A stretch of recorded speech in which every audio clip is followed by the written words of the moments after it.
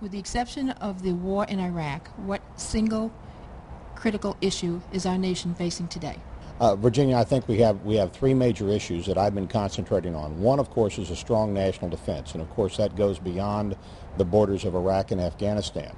But we have an Iran that is walking down the path to develop nuclear weapons, North Korea already having some and racing to build the means for delivery, and of course the emergence of communist China as a new superpower. Yes. And they are stepping clearly into the shoes of the Soviet Union and developing lots of new weapon systems. And I think we have to watch that on our horizon. So national security is going to be a major issue for this country for the next many years. Also an enforceable border. I built the border fence in San Diego, and I wrote the law that would extend it for 854 miles across Arizona, New Mexico, and Texas. And this latest bill that has come out of the Senate, the amnesty bill, actually cuts my border fence in half, cuts it down to 370 miles. That means you'd leave all of New Mexico and all of Texas open to the smugglers, even after the Senate bill was passed and enforced. So I want to see the administration carry out the law that I passed last year, that the President signed October 26, to build 854 miles of border fence. And lastly, I'm concerned about bringing back high-paying manufacturing jobs to this country. China is cheating on trade. They're cheating on trade by devaluing their currency by 40%. That's eliminating American manufactured goods around the world, putting a lot of our businesses into bankruptcy, and destroying a lot of good American jobs, high-paying manufacturing jobs. So I would enforce trade rules with China. And also I'm concerned about what China's doing with our trade dollars. They are buying ships, planes, military equipment with American trade dollars. They bought these Sovereignty-class missile destroyers from the Russians that they have armed with high-speed anti-ship missiles. Those were designed by the Russians to kill American aircraft carriers. The Chinese destroyed a satellite in space on January 17th of this year, so they clearly want to have the ability to destroy American satellites if we should have a conflict with them. So I'm concerned with the arming of China and the fact that they are arming with our trade dollars. So those are three very important issues that I think we're going to see over the next several years. The issue of finding alternate fuel sources, or energy sources, I should say, because we are so dependent on foreign oil. Do you have any recommendations or any ideas for that? You know, I think that this is a job that's custom-made for America. We're the most innovative people in the world. And there's lots of alternative sources that can be exploited, like geothermal, like solar power, wind power, things like hydrogen. And of course, I think we should also develop more nuclear plants in this country.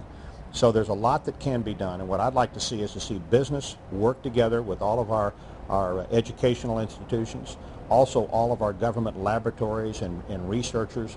I'd like to see all taxes taken off the manufacturing of alternative energy systems. So if you come up with a new type of a water heater or a new type of house heater that uses solar or uses some other means than electricity, then that is generated at big plants, then you would get a tax break and bring back manufacturing. And I'd like also to see American government labs that are paid for by American taxpayers. When they come up with an idea, when they come up with an innovation, or something that's going to be translated into lots of production, we don't just give that to China or Japan or some other country for them to exploit. I'd like to see them license that technology to American manufacturers so that our children have a chance to work in a new burgeoning industry, which would be the alternative fuels and alternative energies. I think it is in our interest, and I can say this as a guy that's got a son who's done 2 tours in Iraq in the Marine Corps and just went back yesterday to Afghanistan. I think it's in our interest not to be dependent on the Middle East. I've been to Iowa and looked at the ethanol operations that are taking place here. Actually, there's lots of investment now in ethanol.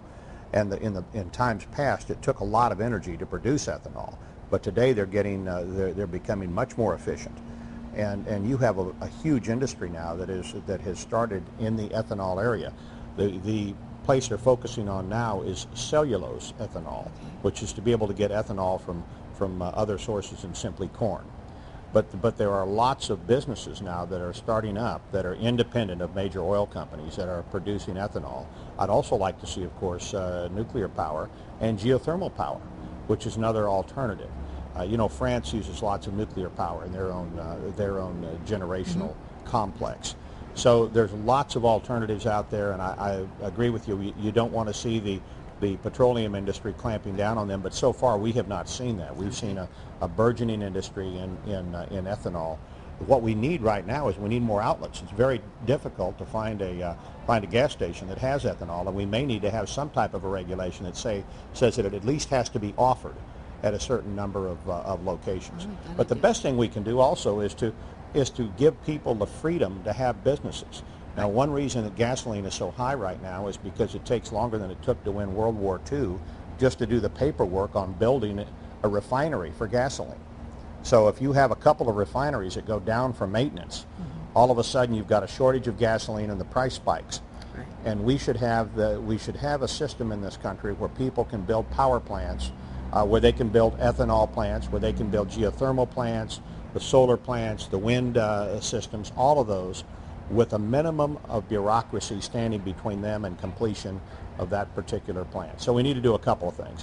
One thing we need to do is to energize the private sector, and the second thing we need to do is get government out of the way. I agree. Healthcare problem. Medicare, more so than Social Security, that's number two. But number one is Medicare.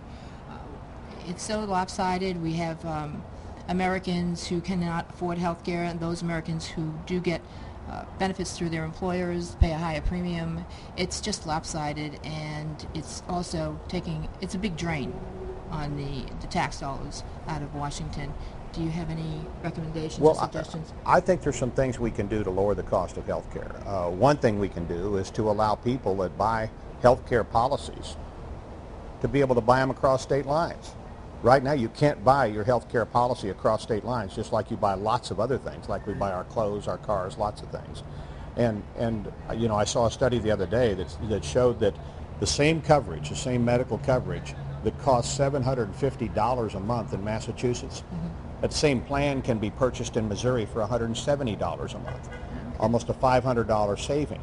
So the point is that it's important sometimes just to give freedom to people, to allow them as the shoppers, as the consumers, to be able to pick the lowest price. So that's one thing we could do, just to allow people to buy their health care plans across state lines. That doesn't sound like a big deal, but right now the state political systems basically trap the health care system in that state, and they consider the insurance companies to be their personal captives. They regulate them. For example, in some states, any health care plan that is on the market is mandated to include acupuncture. Well, some people don't want to have to pay for acupuncture, but they have to if the state legislators so designate. So I'd like to give people the freedom to buy across state lines, buy the types of plans that you want. Another area we can save a lot of money, I think, is in innovation and technology, and to make sure that disciplines that cost $5,000 today, to get those costs down through technology down to $1,000 or $2,000, and to be able to bring down the actual cost of health care, not just shifting the burden. But here's what I've found. Whenever you have a third party that's paying for something, the price usually goes up. I had a lady come in my office one time, and she had on a little plastic wrist brace that shouldn't have cost $10. And she said, "Congressman, I was told not to complain about this because the government is paying for it, but my conscience dictated that I come show it to you." She showed me the bill for her little plastic wrist brace being billed to the government. It was $525. Now, you're going to have a lot of $500 wrist braces as long as you have the government paying for things. And so you need to keep the consumer involved, because the consumer, that eye of the consumer is what makes us drive across town to buy turkey for 89 cents a pound because it's 99 cents a pound on our side of town. And you don't have that consumer involved, and the idea that it's all free or it's all going to come from government, you're going to end up with lots of $500 wrist braces, and we're going to have a healthcare system that deteriorates. So there's a lot of good things about our healthcare system. We all have relatives or friends whose lives have been saved or lengthened, which 10 years ago would not have been. So I think we've got to keep what's good, and we have to try to derive efficiencies from technology get the actual cost of health care down through using technology, but also give people some freedom. Let them buy their health care plans across state line and shop like they can shop for everything else without having to worry about what their state legislature mandated for their particular plan. Congressman Hunter, I want to thank you for giving us the time to learn about you and your candidacy. Absolutely. And it's amazing how similar your visions and plans are in common with the women of the National Republican Women's Network. And we will be putting you on the website, and we wish you the very, very best. Many thanks. Help me build that border fence. You got it. Okay.